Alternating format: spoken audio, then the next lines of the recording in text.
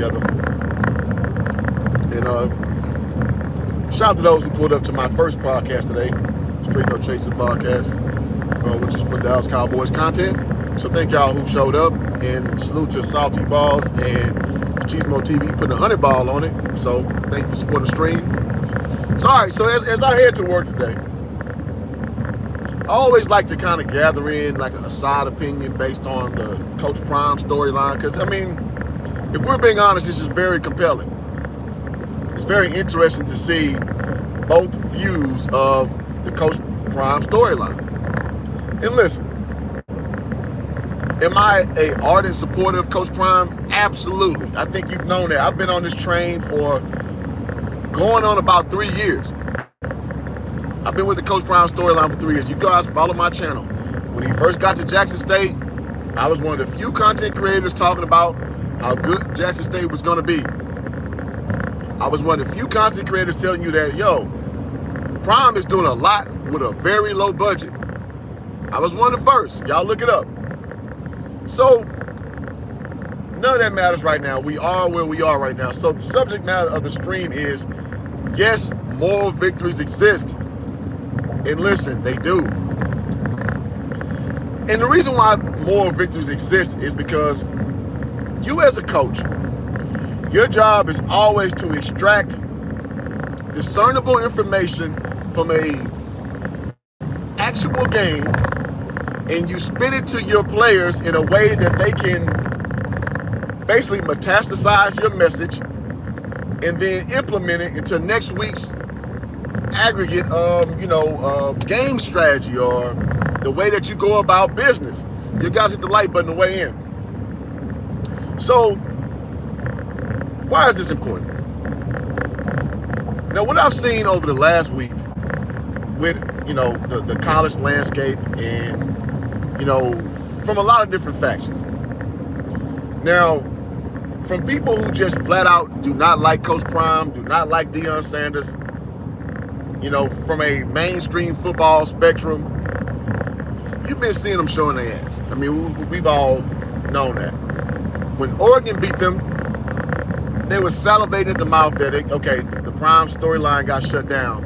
And my whole thing is, if you think that loss is going to shut down the hype train, you are grossly overstating your evaluation of what Deion Sanders is and what he means to the college landscape. Because we saw this last week. Listen, man, the football game, I watched it from start to finish. And I was at work, so, I had to watch in between customers. I'm in sales in real life. It started off as an ass whooping and became a really good football game. And it showed resiliency from Coach Prime and the Buffaloes. You got to hit the like button. So, to sit there and kind of sit back and prognosticate that, oh man, well, they lost to Oregon so bad, the dream is over. That's not how it works. So it says, I can't wait for you. I couldn't wait for the live. Now you can see, Katina. Yes, because listen, man, I look at it because people have very short scope from what I see from general sports talk, general sports opinions. So let me go back to my point. People who want Prime to not succeed from just a national level, it's player hatred in the sense that he's coming in with a different approach. He's coming in with a different message, and he's going to out-recruit your ass. Y'all mark Hoop Jargon's words. Coach Prime is going to out-recruit the likes of Lane Kiffin, the likes of Dabo Sweeney, and dare I say it, to quote Uncle Shay Shay, St. Nick Saban, for those who don't know the reference point. He's going to out-recruit all these guys. And he's going to do it in a relatively short fashion. And shout out to Freeman's Journal. Good to see you, brother. He's going to out-recruit you in short fashion. And listen, here's something that I coined, a phrase I came up with my own. The sooner you accept reality, the better off you'll be. So I find it, very funny that a lot of these cats are very slow, or not even cats. There are a lot of ladies who I'm seeing, and I'll leave names out this stream, but I'm seeing kind of reveling in the loss of Coach Prime. And what I'm saying is, listen, this year, has been an overachievement already. You've won 3 games from a team you inherited that won 1 game. You're getting national acclaim that money literally cannot buy. Colorado literally cannot afford Coach Prime. And I say this too, for you new or old Colorado supporters, Coach Prime is too good for you. You will not have him long. Just what I said to Jackson State fans, and listen, Hoop Jargon, I'm a former HBCU basketball player, former HBCU coach at Prairie View A&M University, same conference as Jackson State. So I'm not talking from a level that I don't respect the swag. I do have high respect for the swag. But a spade is a spade. I don't care who the parties involved are. So let's get it back to the topic. I see a lot of people reveling in the loss, but listen, moral victories are victories too. Now here's the caveat. Some people think that a moral victory is comprised of you literally on the schedule like, oh, we won that one. No, that's not what a moral victory is. Let me see what Freeman said. Said if it would have been a long, if they laid an egg, yeah, absolutely, absolutely. So Colorado performed because they, again, been a 21-point dog and losing by 7. Listen, that is a net positive. And here's why what I'm saying that moral victories do exist. Because Coach Prime is going to say that, hey, we're not satisfied. Hey, we should have took care of business. He's going to say all the right things in front of the media, which you're supposed to do.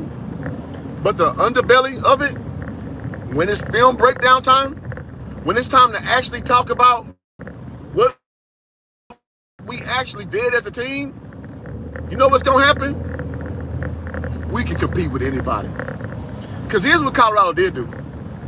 They shut them down in the 4th quarter. USC, the number 18, with the number 1 quarterback prospect in the world with Caleb Williams, did not score a single rat-ass touchdown in the 4th quarter. And I like Caleb Williams. He's very Patrick Mahomes to me. I like him. But we're talking about a defense that is very much in the infant stage of their development, i.e. year 1. Nobody turns a program around year 1. It does not exist. Show me a coach who came to a top-tier program or a Power 5 program. Y'all like to play that goofy game and find this one outlier to dismiss a point, or to diminish a point, rather. Find me a top 5 guy who's coming to, well, a guy who's coming to a Power 5 program and flip the roster year 1. Because I tell you who didn't do it, Nick Saban. Y'all remember Brody Core? When he inherited Alabama, it took Nick Saban about 2 or 3 years to get that program right, and he won a national championship against my Texas Longhorns in 2009. And kudos to him. Nobody takes over year 1 and just turns into a powerhouse. Does not exist. Transfer portal or not. Just saying. Let's see. The Pats. Hey, shut up, SKC. Say, get out of there, Hoop. Shout out to Great Britain. Shout out to Andrew, man. Say afternoon, brother. And the youngins. Kamani. Yeah, so I'm going to get there. So listen. I'm the kind of guy, man, I live in the moment and I share my experiences based on what I've seen. Again, I'm a former Division I basketball player.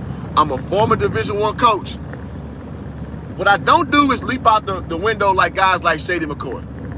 Shady McCoy is so entrenched in the Colorado experience, he's calling a victory every week on his show.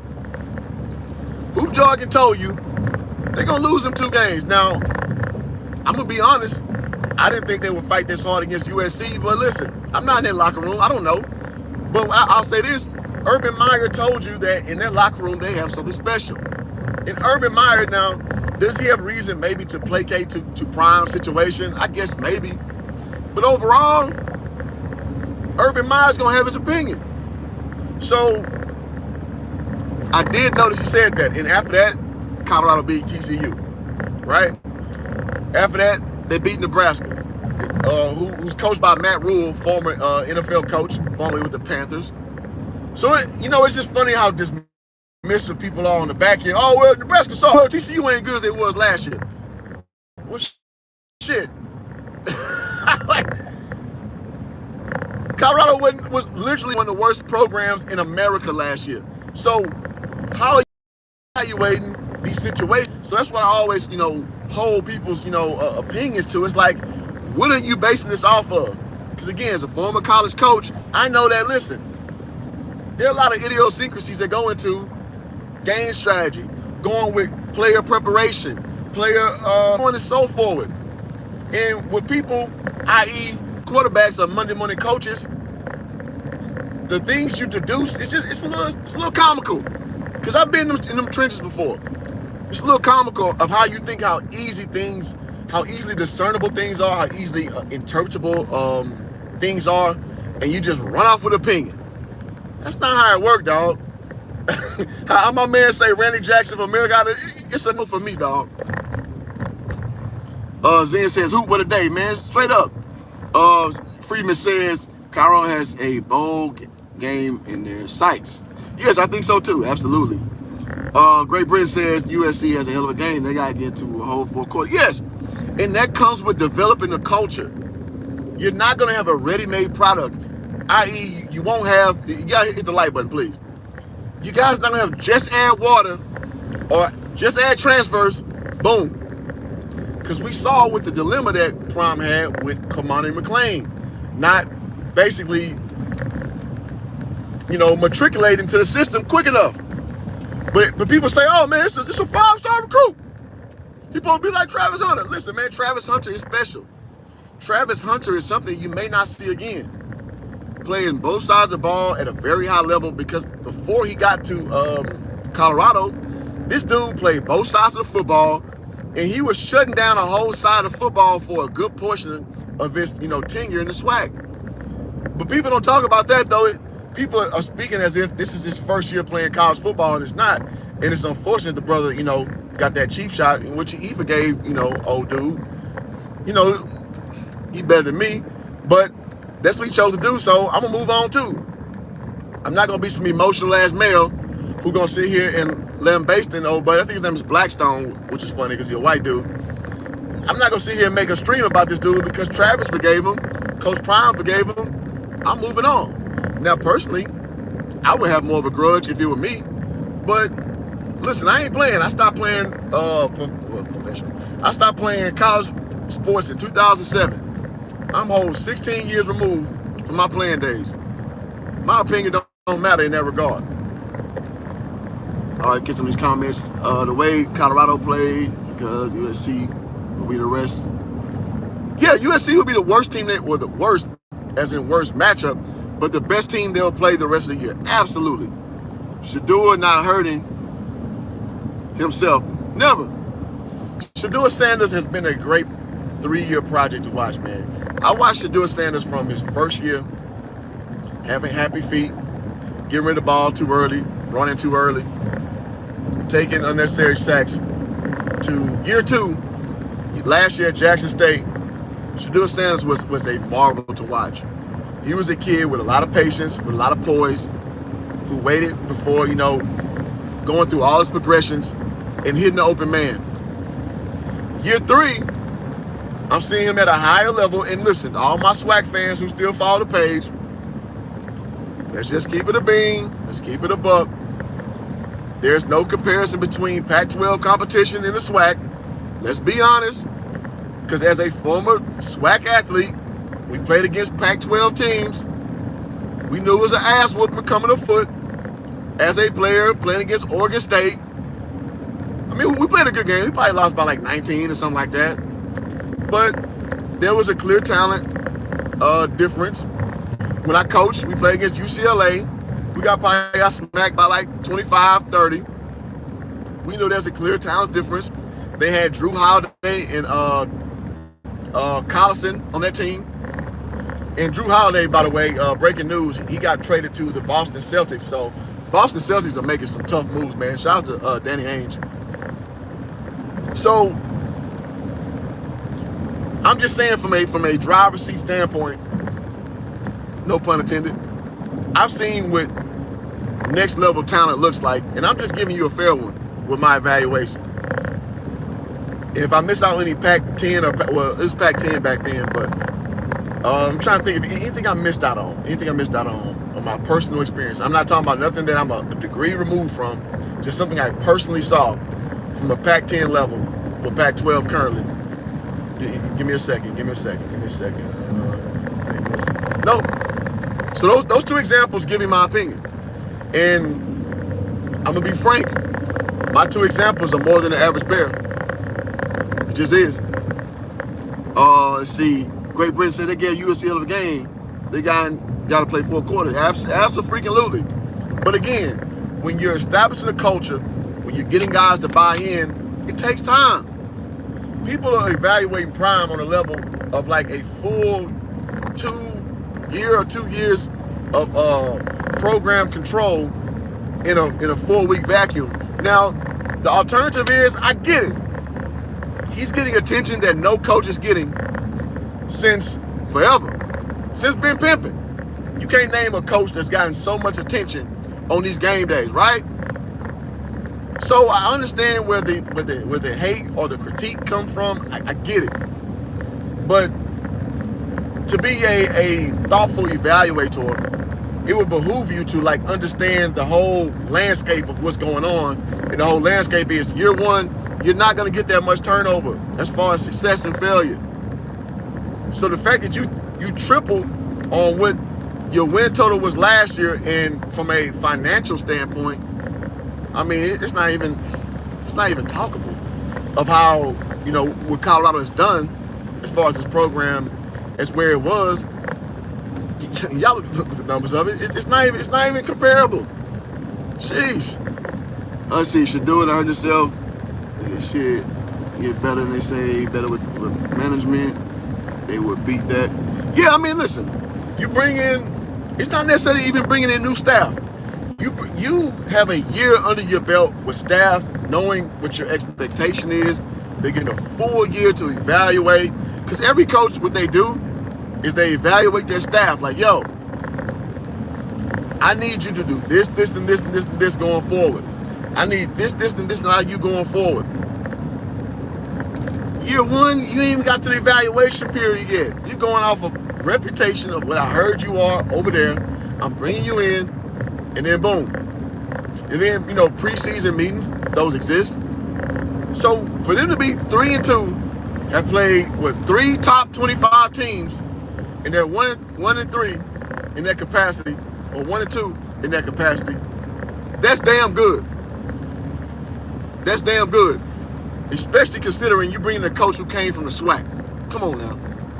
Shout out to Palm Tree Cabin in the building says, who back at it on the road? Uncut and raw. Let's go. I mean, listen, man, I'm going to get y'all the uncut dope every time. Because I'm going to tell you what I see based on being a former D1 athlete and a former D1 coach. That's all my evaluation comes from. I try to leave feelings out. I try to leave out, because nobody paying me to say my opinion, so I'm not compromised by anyone, right?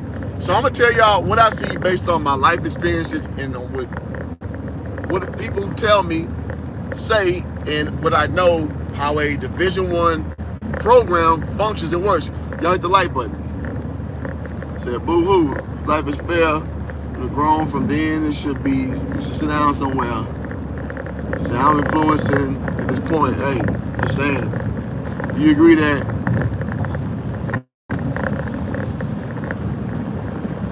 Massa?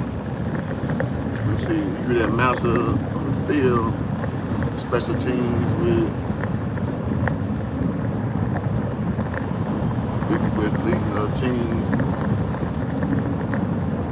Yeah, you gotta make that a little shorter, man. I'm driving, so I can't read all that freely. Yeah, go on, make that shorter. Cause yeah, I know Nick Feely's son missed a field goal, which would have made it a 4-point game, which would have made it more of a possession game if he made that field goal, and that was a very makeable field goal. So I think that's what you're alluding to. So yeah, man. Listen, man, it's a part of football making mistakes. It's a part of sports making mistakes. So yeah, make that Mata instead of Feely. Yeah. I mean, listen, Mata has been a great kicker for Jackson State, and him bringing him over to doggone Colorado was a great gesture. And Mata has been very consistent. So, but again, you got Jake Philly's kids, so I understand the conflict of interest that plays into all this shit. Because listen, man, sports is politics on top of politics on top of politics. So yeah, I get that. I get that. So going back, do moral victories exist? Yes, because moral wins exist. When you win, but you have so many deficiencies and so many like parts of like what, you know, let me put it this way. Parts of emphasis, those exist. Meaning this, my Dallas Cowboys, for example, they were 2-0 before they lost last week against the Cardinals. 2 blowout wins. But one thing that was, you know, you could disseminate from that whole, you know, 2-win experience is we won by a margin of 70-10. So on this face level, like, man, what you complaining about? We won 70-10. Reality is this. We had some red zone problems. When it was easy money to be had, we were not cashing in. We were relying on our defensive, you know, prowess. And what I'm saying is that's dangerous territory to delve in. That's very dangerous territory to delve in. So what happened last week against Arizona? That bugaboo came back up. We can't score in short space. And that cost us a victory against a guy like Joshua Dobbs, who is the backup to Kyler Murray. That should not have happened. But when you evaluate the game properly, guess what? You see evaluations. So if one thing is to be true on one end, the other is to be true on the other end. You can lose a football game and be like, you know what? Okay, let's understand we started slow, but in this space, we touch this on, we touch on this, we touch on this, we touch on this. Let's fix those things, and guess what? We can put ourselves in better position to win because, oh, by the way, Colorado was deficient of one Travis Hunter, who was probably, like I say, with no fear, with no trepidation, a top 5 prospect in college football, period. I don't care what position you play, whatever. This is a team that now has Shiloh Sanders. Now, I won't put him nowhere close to that designation, but Shiloh is a big part of their secondary. Shiloh is a big hitter, receiver. He is a playmaker, and you didn't have him. You hit the like button. You didn't have somebody else I'm missing. It'll come to me. So knowing those 2 parts are missing from your team dynamic, that affects what you do. Because somebody tell me who on USC who they missing, who's one of their main, you know, game changers or game pieces. I'll wait. We talking about with a guy who will be the consensus #1 pick, right? With Caleb Williams. And he deserves the pick. Listen, I'm not one of those guys like Shady McCoy, who will tell you Shedeur Sanders is better than Caleb Williams. No, not by a long shot. But what I'm telling you is, if you invest in a guy like Shedeur Sanders, he's always gonna progress. Because I've seen it for 3 years. He's gonna keep progressing. Now, what he may lack in natural talent, that kid is very cerebral. That kid is very heady. So what I saw this week, so again, going back to moral victory, is he adapted to his O-line not protecting, which any quarterback should do. Your O-line not protecting, guess what? I'm gonna adapt. I saw one play. Now, this could have been a quarterback draw by design. I don't think it was. I think he ran his own extemporaneous quarterback draw when he saw that pressure coming quick, because the pressure came quick and often from the outside. I want to say this is from the fourth quarter of yesterday. He dropped back and immediately took off, had like a 15-yard scamper, because he didn't trust his O-line. So it's more like, should your O-line come and perform every week? Absolutely, that's expectation. But O-line not showing up, guess what your job is as quarterback? Improvise. And I see a lot of that in my guy, Shedeur Sanders.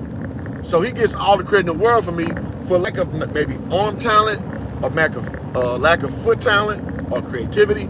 He is a solid quarterback who understands football at a very high level. He's a guy who understands situations at a very high level, and he adapts accordingly. Gotta give him his credit, goddamn. Coach said everyone get evaluated. Yeah, and they should. TCU was a moral victory. You mean for TCU over? Because they actually won, though. So, I mean, it's not a moral victory if you actually win. It's a moral victory when you lose. So, go and clean up for me, Andrew. What you mean by that? PGC says, as a coach, I agree. You ain't went on to, you're okay with losing. But hell, the easiest 8 points away from knocking off USC. Yeah, again, it's not about you actually winning or losing. It's about, okay, you know you lost the game. How can I sell this to my guys? How can I sell this to my players that, listen, forget last week, but remember last week, but remember we're a whole new team going forward. That's the spirit of what I'm talking about. And what I'm saying is, good coaches, elite coaches know how to spin that into a net positive and build forward. And what I think that naysayers, they revel in the spirit that, oh, you lost. Big picture is, I got this program for multiple years. It's not about what happens year one. It's about what I do with the phenomenon, how I bring in the right people who respond to adversity a certain way and build from there. Now, going back to a comment I saw earlier, I got to give my man Amarion, forget his last name, the receiver. Goddamn, he played his ass off yesterday. And that takes a good coach to understand that, listen, let me break protocol just a little bit. Because from what I understand that Amarion didn't take a lot of snaps thus going forward. But yesterday, dude out there looked like Odell Beckham Jr. Somebody tell me I'm lying. My man's looked like OBJ. And he was an immediate game impactor. So, as a coach, you know what's funny, man? The biggest burden is playing guys who you don't trust. Because what you typically want to do is play guys from practice every day who give you consistency. So you know, like, okay, if I'm going to lose, I'm going to trust my gut. I'm going to trust my process. But yesterday, Prime had to go with Kamani McLean, who showed that, you know, he has some maturity issues. He has some issues about, you know, matriculating with the program. He looked damn good. Kamani came in and had some great pass breakups. Amarion came in and was a game changer. Because without him, there was nobody to take the top off the game. So, as consistent as guys like Jimmy Horn Jr. are and Dylan Edwards are, because he can out in the flats and make moves. The other cornerback, receiver, I forget his name. Like, you're missing the Travis Hunter. So when Amarion came in, and I'm so sorry, I forget his last name. He came in and started doing his thing. You gave a whole new element from game planning. And what I think as a former coach is they didn't game plan for him at all. They didn't know his skill set. And I would double down on the fact that he would not replicate that performance he had last week. But he gave him something that their film did not show. So their DBs didn't know what he had. And shout out to Prime for putting a true freshman out there, 4-star recruit, to go show them some shit that they never seen. But that's what college sports is, guys. Amarion Miller. Okay, appreciate that. That's what college sports is. Film, passing film around, and understand familiarity. So if you don't do your due diligence, you're going to miss out on some talent that may be on the sideline that other coaches knew about, but you didn't know about. Just saying. I know. Shout out to D-Lob. Good to see you, D-Lob. What do you think about Drew Holiday of Boston? Yeah, I spoke about that often earlier. Drew Holiday to Boston is great because they have a real point guard now who plays both sides of the point of the ball, rather. So you coop that with Jaylen Brown, with Jason Tatum, and then Kristaps Porzingis. So basically, the only position you need to fill now is the center position. You got rid of Robert Williams, who is, undersized big, who I think is a great hustle guy. I really do. But now you have a chance to make a more traditional style roster. And I think that's more or less what Boston has been missing. Trying to go with the Marcus Smart, Jaylen Brown, Tatum, and whoever else theory. I think now they have more of a product that's more conducive to this game right now. So now I love it. I love it. So the lesson is play great and play like the first, the second. Yeah, I can't see. I got some tape on this shit to make this shit balanced. But at any rate, listen. Overall, moral victories do exist. You better believe your bottom dollar, because listen, if Prime is pitching this as nothing to derive from, I'm going to question him as a head coach. I am. Because you've shown that in the second half, you literally won the second half. You literally, now from a water cooler standpoint, you gave the people who came out there to support your product a reason to come back and support it. Oh man, we almost won. Because you know how some people are, man. That's as simple and as extensive as their evaluation is. So you gave everybody what they wanted. Now, real people who evaluate the game had y'all for 2 losses, and y'all lost both games. Now, Oregon game, I ain't got shit to say about that. That's an ass whooping. So whatever scrutiny you get from that, you deserve that.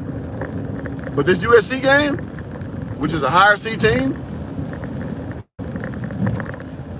and that's something to work with. So again, to land the plane on this discussion, and thank y'all so much for pulling up, is if you're gonna say that from a win, that you can extract things like, okay, we won the game, but this is not a good win. Let's fix X, Y, and Z. The same logic has to apply from a loss. Yeah, we lost, but let's fix X, Y, and Z, and we get a dub after that. And moxie and player will coach, you can call it arrogance or whatever. Coaches would never openly say that, okay, this was a good loss, because you really can't sell a program getting better on the fact that you're okay with losing. So that's the nuance with the conversation. But in your locker room, you lead in with, listen, ain't no good loss, but let's look at the positives. And that's what I mean by more victories do exist overall. So that's all I got. D-Lob campaign to Milwaukee. Damn, so they loading up on point guard.